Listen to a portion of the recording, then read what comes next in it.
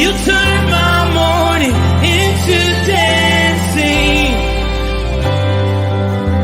You turn my morning into dancing.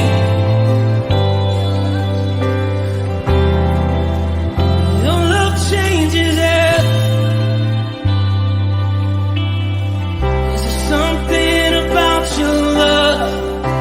Something about your love changes everything. Changes everything. Something about your love. Something about your love changes everything. Changes everything. Something about your love. Something about your love changes everything. Changes everything. Something about your love. Something about your love changes everything. Changes everything. Something about your love. Something about your love changes everything. Changes everything. Something about your love. Something about your love changes everything. You turn my morning into dancing. You turn my morning into dancing. You turn my morning into dancing. You turn my morning into dancing. 'Cause your love changes everything. Your love changes everything. You turn my morning into dancing. You turn my morning into dancing. You turn my morning into dancing. 'Cause your love changes everything. Your love changes everything. Oh, there's something about your love. Something about your love changes everything in my body. Oh, something about your love. Something about your love changes everything.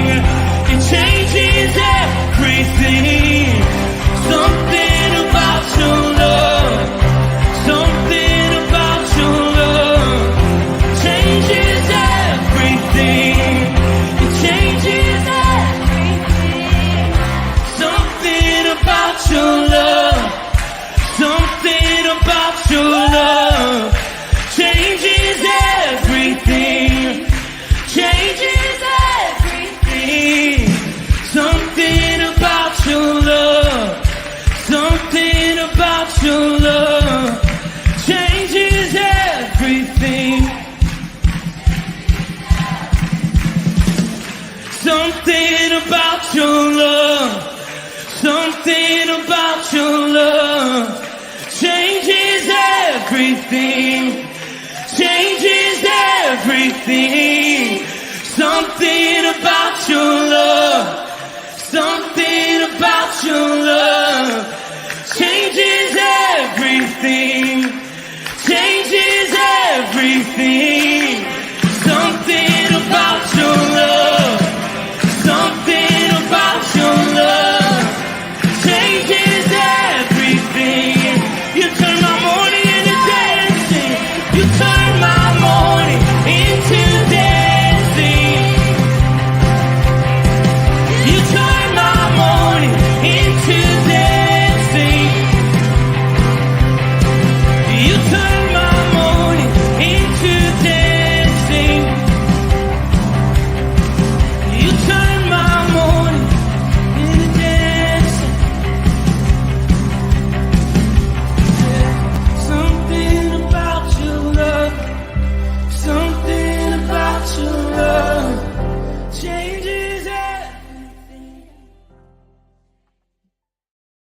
Good morning, Rooted Men. Elder Matt from the Rooted Ministries. Pleasure to be with you this Friday morning. First Friday of the new year, 2024. I hope that this new year has already been a blessing to you and that you are looking forward to the opportunities, looking forward to God moving in your life, whatever it is, wherever you've started. Um, Tom challenged us to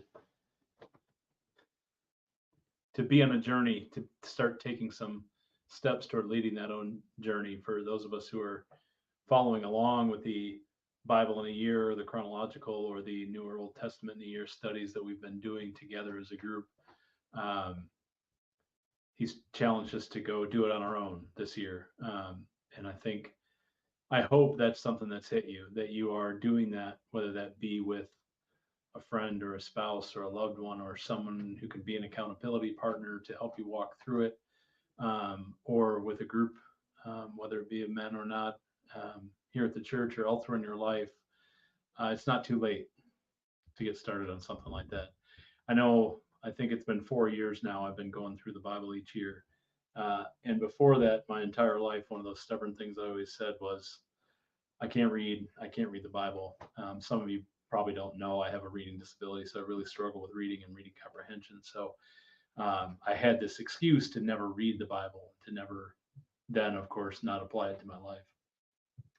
But Tom pushed me hard one year, and so I joined him. And I got to tell you, the change has just been remarkable by reading it, understanding it, and knowing it, rather than um, this being an excuse for why I can't change, why I can't grow.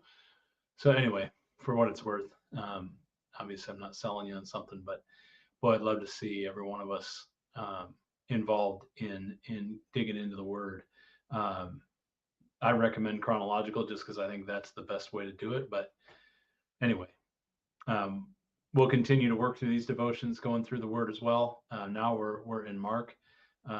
Today we're talking about Jesus healing the man with the shriveled hand on the Sabbath. It's a story that shows up in 3 of the 4 Gospels, Matthew, Mark, and Luke. Does not show up in John for whatever reason. Um, we're working through Mark's version, but I would say it's worth noting that Luke's is almost identical. Matthew's is very similar, but has one difference, which I'll talk about. I'll run through it real quick here. So another time he went into the synagogue. This is while they're in Galilee, for those historical buffs that need to know the place, right? And a man with a shriveled hand was there. Some of them were looking for a reason to accuse Jesus, so they watched him closely to see if he would heal them on the Sabbath. Jesus said to the man with the shriveled hand, "Stand up in front of everyone." Then Jesus asked them, "Which is lawful on the Sabbath, to do good or to do evil, to save life or to kill?" But they remained silent. He looked around at them in anger and deeply distressed at their stubborn hearts and said to the man, "Stretch out your hand." He stretched it out, and his hand was completely restored. Then the Pharisees went out and began to plot with the Herodians how they might kill Jesus. So there's a couple ways. Well, as with so many verses, there's several ways you can go in a study. One thing I promised you I'd point out the difference in Matthew. Um, Matthew records Jesus saying another notable verse that some of you may know, when he's talking about here, as Mark and Luke recorded, where he talks about, is it good to do evil, or is it lawful to do good or to do evil? In Matthew, he says, "If any of you has a sheep and it falls into a pit on the Sabbath, will you not take hold of it and lift it out? How much more valuable is a man than a sheep?" Probably the case of Jesus saying multiple things and them being recorded a little bit differently. But for those of you who are more familiar with that passage, we're talking all about the same thing here. The first thing that comes to mind is who these Pharisees are. And it's worth noting that the Pharisees and the Herodians were not groups that worked together well. They were both groups that were very much established in their authority and happy with their authority and their role. And the fact that they were united in trying to find a way to trap Jesus says a lot about what the view was and the need for keeping the status quo, right? Keeping the power the way it was. And that, it's easy for us to condemn them in that way, because here their whole role was to be leading people to God. And here's God right in front of them, and they're leading people away because it threatens their power, it threatens their authority, it threatens their sense of self-worth and being, and all these other things that they had built up that of course now we refer to as religiosity, another tradition that becomes somehow we become more reverent of the tradition than of the actual word and the actual actions of God. Um, and that's easy to do. It's natural to do. But what I want you to think about is, where do we do that in our lives? Where do I, in my own home as a father, can tell my kids to bow to tradition rather than explaining to them lovingly why a rule is the way it is? Right? Sometimes it's just easier for me to assert my authority, and there may be opportunities there that God's presenting me to grow and to grow with my children, right? And some of those things are hard. It's hard to do in the moment, especially when you've got a lot going on. And that's not to be condemning, but it's to look at ourselves and say, gosh, the ways that we derive power and meaning and authority in life can really become strongholds that we worship without thinking about that, right? They can become areas that become comfort to us. So it's worth doing some self-reflection there and thinking about, you know, what reactions do I have? What things do I do that are about maintaining my position of authority or my position of comfort? And comfort is really an important thing as we look at this story through the perspective of the man with the shriveled hand. Of course, all of us, the person who receives undeserved grace and healing and restoration that goes beyond what he could have dreamed for in this moment and at this time. Now, of course, he was being used as a pawn by the Pharisees to try to trap Jesus into healing. And then, of course, ostensibly breaking a rule, breaking the law, which said that only life-saving medical care was the only thing that was okay to give somebody on the Sabbath. And it was all a trap, but what the enemy meant for evil, he turned into good, right? So we see this man, and what does Jesus say? He says, stand up in front of everyone. Sometimes when we're in the suffering, when we're in the pit, when we're in the fire, whatever it is, whether it be a medical suffering or some kind of illness, which so many of us have dealt with and can understand that perspective, certainly. Maybe it's a loss of a career or a broken relationship, or boy, there's all kinds of things that we deal with that are suffering, right? Sometimes, though, we are suffering those things in a comfort zone, right? And we don't want to be stretched out of it and stretched out even further to where we're in a panic mode, because even though it's uncomfortable, even though we know it's not the best for us, and we pray for a way out, we do tend to sit in comfort sometimes, right? But Jesus wasn't going to let this man sit and stew in his misery. He asked him to do something. Stand up in front of everyone. Take action. Stretch out your hand. Take action. What Jesus is saying here is, do you believe I can heal you? Now that's a whole different perspective. It's going, do you have faith that I can do something? Are you willing to step out in action? Are you willing to move, to come to me, to acknowledge my authority and ability to heal you? He's not asking him to do a lot. Just stand up. Show that you're faithful, that I can help you, because I want to help you. And how often is that what our Father's doing, right? Sitting in heaven going, gosh, just see it this way. Just move. Just take the step and I'll meet you there. I think that's such a powerful lesson to learn here today. That sometimes we are called to step out of where we're comfortable, to step into something new, and that's where God will meet us. And here it's the perfect example. Yes, Jesus used the opportunity to point out the Pharisees' wrong way of thinking.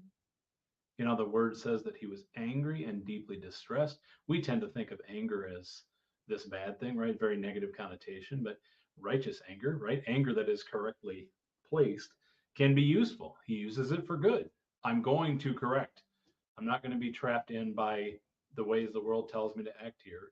My anger is going to cause me to move, to correct both the Pharisees and Herodians and correct this illness where darkness has entered this man's life. Stretch out your hand, and he completely restores it. You know, I'm not one of these like overly cheesy guys, but I want you to think about things you maybe are suffering with. That we talk a lot about the Groundhog's Day, right?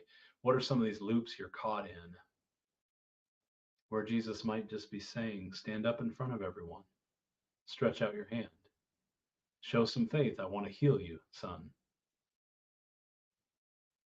I don't know if that hits everybody, but I hope it hits at least one of you or some of you in the way it hits me.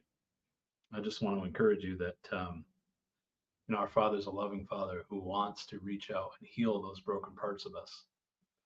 And sometimes we need to let go of them a little bit.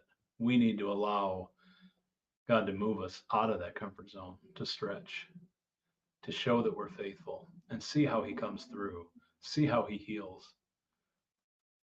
Whether it's the way we expected it or not, he wants to move.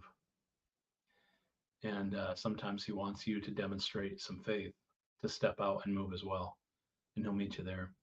I love you, man. I hope this was an encouraging word for you today. Sorry, it's a little long. It always is. I can't seem to cut myself off at 10 minutes, but one day I will hit that. Maybe that'll be a resolution for 2024 that I'll make the 10-minute mark.